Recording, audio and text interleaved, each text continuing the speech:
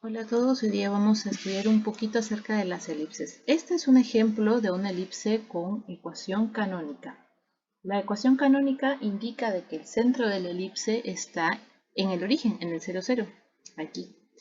Todo lo que sucede a la derecha con respecto a la elipse se replica a la izquierda del eje y lo mismo sucede con el eje X. Todo arriba del eje X con respecto a la elipse se refleja hacia abajo del eje X. ¿Ok? Entonces, eso indica que el centro es justamente el origen 0, 0. ¿Ok? Entonces, esta es una elipse que se llama elipse horizontal. ¿Por qué se llama elipse horizontal? Porque fíjate que su extensión se abre a los lados derecho e izquierdo, que justamente es donde se mueve el eje X, hacia donde se mueve, hacia derecha, avanza, hacia izquierda, retrocede, ¿no es cierto?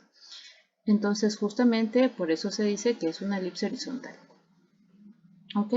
Entonces, una definición de elipse es que me dice es el conjunto de todos los puntos tales que cumplen con la propiedad de que si yo sumo la distancia de este punto hacia un foco fijo con la distancia de ese punto hacia otro foco fijo, o sea, estos dos puntos no cambian, ¿ok?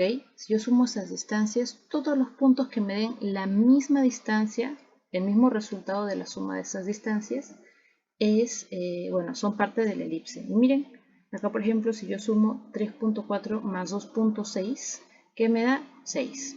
¿Ok? Si, por ejemplo, tomo otro punto, sumo distancia de aquí a acá, 2.1, de aquí a acá, 3.9, sumo me da 6. Y en cualquier ubicación que yo coloque esta elipse, siempre la suma de esos dos valores da 6. ¿Ok? Y mira, lo podemos ver acá. Distancia del foco 1 al punto que yo esté ocupando en la elipse, más distancia del foco 2 al mismo punto, siempre me da 2A, o sea, un número fijo. Nunca cambia, este A es fijo. ¿Ok? Que en este caso nos dio 6, ¿ok? Y acá podemos ver, mira, para el valor de P siendo menos 1.1, 1.9. Pero si yo cambio el valor de P, fíjate que acá cambian las coordenadas. Pero si bien cambian las coordenadas, la suma de las distancias siempre da 6. Fíjate por favor en las ecuaciones, la suma siempre da 6. ¿Ok? Y por aquí aparece este valor A. ¿Quién es este valor A? Este valor A es justamente, mira, vamos a ubicar el punto de forma estratégica. Ahí, ¿ok? Si yo sumo las dos distancias, me va a dar la distancia del punto de foco 1, que es este segmentito, la distancia de este segmentito, con la distancia hacia el foco 2, que es desde este punto hacia el otro segmento. O sea, es todo esto más este espacio pequeñito que es tiene la misma medida que este espacio. O sea, es todo esto de extremo a extremo, es el valor de 2A, que es 6. Entonces, ¿A cuánto vale? 3. Y ese valor de A, entonces, si todo este ancho vale 6, y el centro justamente divide para allá a la izquierda como a la derecha en tamaños iguales, ¿no es cierto?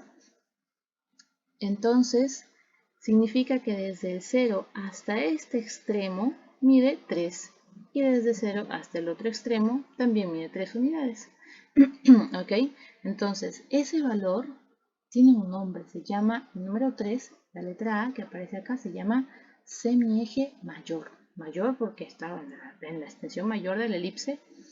Y estos puntitos que acá no aparecen, pero que son extremos, ¿no es cierto?, de la elipse, se llaman vértices.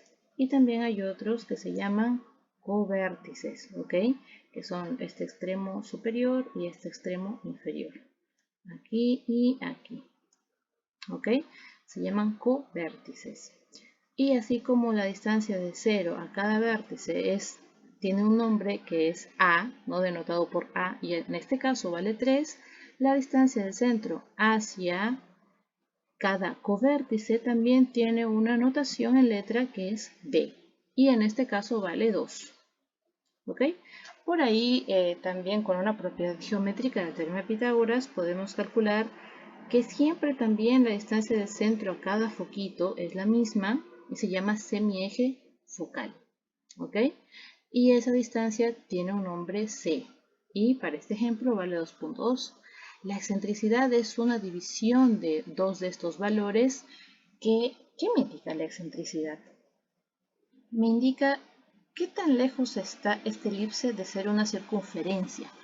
Porque si tú te fijas, esto es como una circunferencia, pero que se le machucó, así se le presionó de los extremos de arriba y de abajo, ¿no? Como cuando tú quieres hacer una masita de harina y presionas ambos extremos, primero haces una pelotita y después presionas, se achata, ¿no es cierto?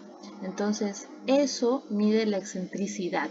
¿Qué tanto estoy haciendo esa deformación de circunferencia a elipse? ¿Ok? Mientras menos esférico, será más elíptico. Entonces, el ser más elíptico significa mayor excentricidad. Y mientras pues más parezco circunferencia, más esta curva parece circunferencia, habrá menor excentricidad, porque será menos elíptico, vamos a llamarlo entre comillas. ¿Ok? ¿A qué se refiere esto? Mira, voy a cambiar la ecuación y voy a poner denominadores que no sean tan diferentes, sino que sean casi lo mismo. Mira, 4 y 4.1. Esto hace que la elipse parece circunferencia, pero no es. Porque fíjate, los focos están cerquísima del centro, pero no coinciden. ¿Ok? En el caso de la circunferencia, tanto focos como centros es lo mismo. Pero acá no. Y fíjate, esa excentricidad es de 0.2. O sea, es bajísima, casi cero. ¿Por qué? Porque la excentricidad se mide entre 0 y 1. Cuando vale 0, en el caso de la circunferencia, cuando vale, bueno, cerca de 1, es ya cuando la elipse es más achatadita. ¿Ok? Muy bien, entonces ya sabemos un poquito más de elipses, hay mucha información más para conversar. Mira, voy a ponerle acá un denominador súper lejos de 4, voy a usar por acá, a ver, 25. Y tú verás, fíjate, que la excentricidad es 0.9. O sea, aquí debería tener más decimales incluso, pero estoy solo trabajando con uno. Porque si no hubiera sacado que dijera 9 tal, tal, tal, tal, tal. ¿Ok? Fíjate, los focos lejísimos del centro. Y por acá la elipse súper achatada, ¿no? Para este caso, pues 2A es igual a 10. ¿Ok? Bueno, aprendimos un poquito más. Ya en otra oportunidad explicaremos sobre las elipses horizontales, tal vez.